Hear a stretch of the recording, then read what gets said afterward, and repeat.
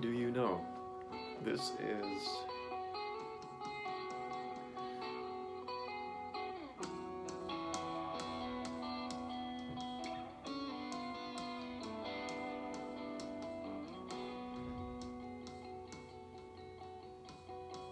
hi.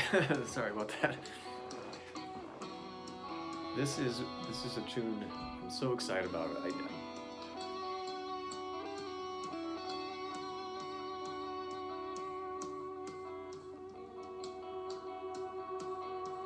Oh, sorry about that. Sorry. No, what really excited me was like I really made some humongous progress over the last week on it.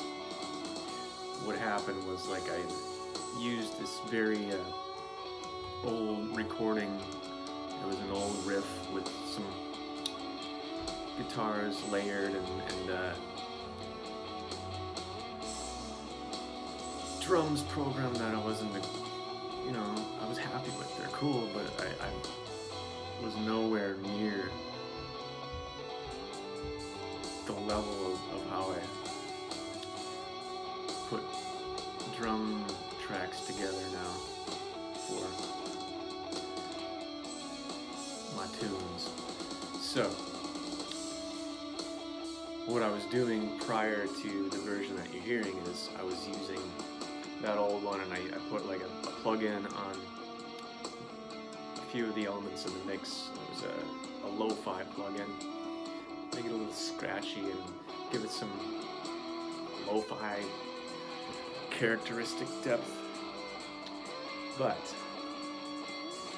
I thought I'd give it a go and try and what I was trying to do in the version you're hearing is to make a version with just an anthemic intro to give the series of the song. It's like this is two songs. It's Do You Know and then Now You Really Know, I think is the title of it. I'll have to actually. It's the one that is obviously in the same key and using kind of the same melody structure, but it's acoustic. So what I wanted to do was have like a kind of a three-part motif. But like the intro was gonna be this ginormous and epic kind of a guitar solo, rhythm guitar, crazy, progressive drum, bass thing. And what happened was I started using the riff, well recorded this time, of course, and found that there was, a degree of a compromise with key changes. I did, one here and there, but it was never quite overwhelming. And with the second guitar, it was just kind of apparent, like, oh, this is cool. And since the riff, the initial riff on it, seemed to work, throughout the part where the vocals come in, which was going to be, part two, but now it's all just part of one in Do You Know, anyway, whereas it was going to be two parts. Now, so there was that convergence with this second guitar solo that kind of makes it all just one intense song with the nice long rock intro.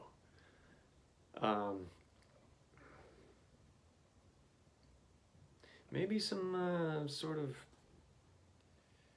maybe the guitar was out of tune in a couple spots, but it's just like, it still sounds pretty dang epic to me. I'm not going to worry about it. I'm not going to go in there and tune it up unless I get hundreds of requests to say, oh my God. No, there's a certain degree of humanness that makes, you know, songs with a lot of effort and detail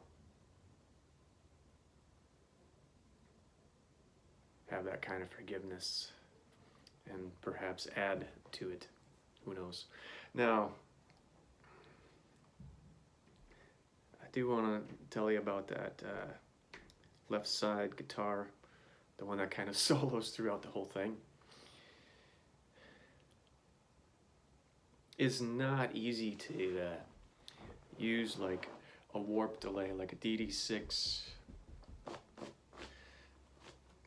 Boss DD6 delay, warp delay, and have control of it. So when you're using it, what you're recording, that's what's going to stay. You can't really go in and edit with Pro Tools and figure out,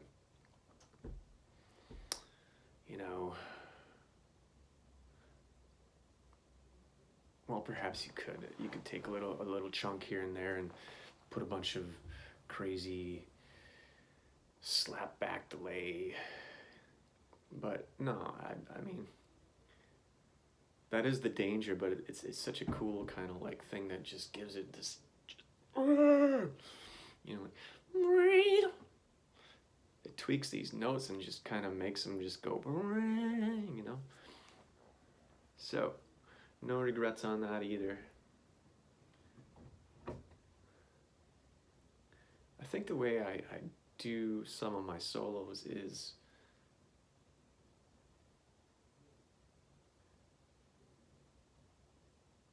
I guess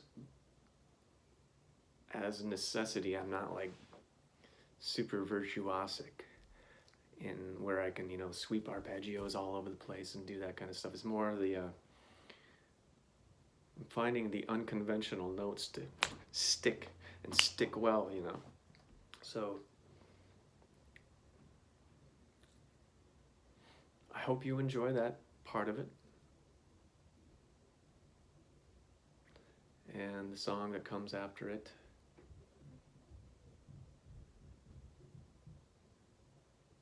Again, there's that vulnerable singing, and I guess the many styles that I'm fortunate enough to have acquired and been able to implement over the years, and it's been a great journey. I love it. So yeah, do you know, and what am I calling it? Now you know? So now you know? Now you really know. Now you really know. That one that goes...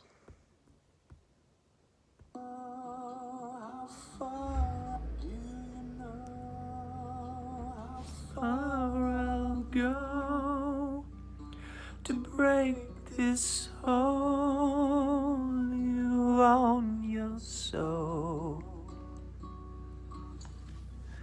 Do you know